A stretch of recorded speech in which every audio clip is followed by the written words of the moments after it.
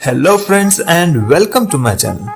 तो दोस्तों, अगर मैं आपसे पूछूं कि पिछले 10 सालों में सबसे ज्यादा बिकने वाली कार का नाम क्या है, तो आपका जवाब क्या होगा? अगर आपका जवाब है स्विफ्ट तो आप गलत है, वो नंबर 3 पे है।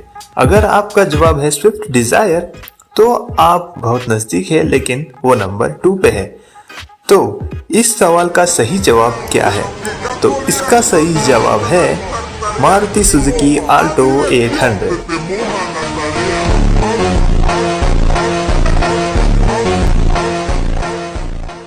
दोस्तों, मारुति सुजुकी आल्टो 800 इंडिया में सिर्फ पिछले 10 सालों से ही नहीं, पिछले 20 सालों से सबसे ज्यादा बिकने वाली कार थी। फिर भी उसका प्रोडक्शन 2023 में ही बंद हो गया। लेकिन क्यों उस कार को डिसकंटिन्यू किया गया? इसका जवाब आपको वीडियो में मिलेगा, तो प्लीज वीडियो को अंत तक जरूर देखिएगा।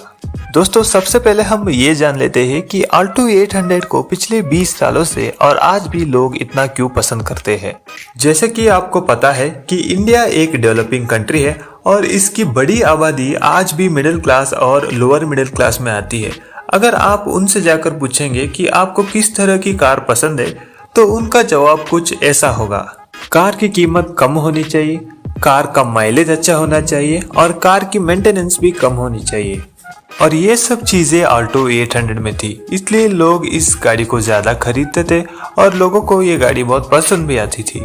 तो अब आपके मन में ये सवाल आ रहा होगा कि क्यों पिछले साल इस गाड़ी का प्रोडक्शन बंद किया गया और क्यों इस गाड़ी को डिसकंटिन्यू किया गया। तो उसके कुछ कारण हैं जो अब हम डिस्कस करेंगे।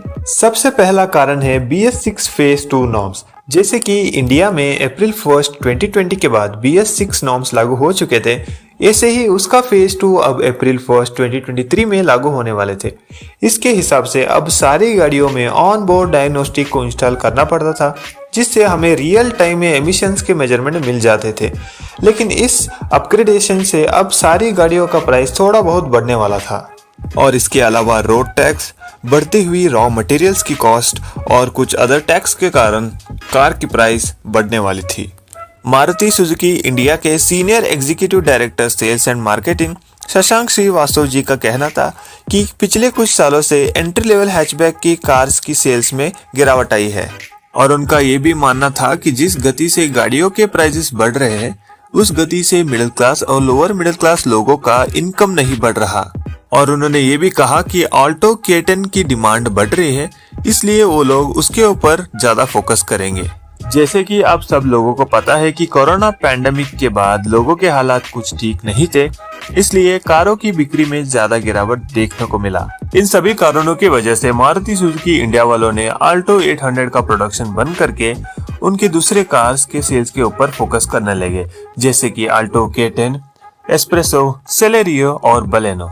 तो दोस्तों, आपको क्या लगता है, क्या मारुति सुजुकी वालों ने ठीक किया? इसके ऊपर आपका ओपिनियन क्या है?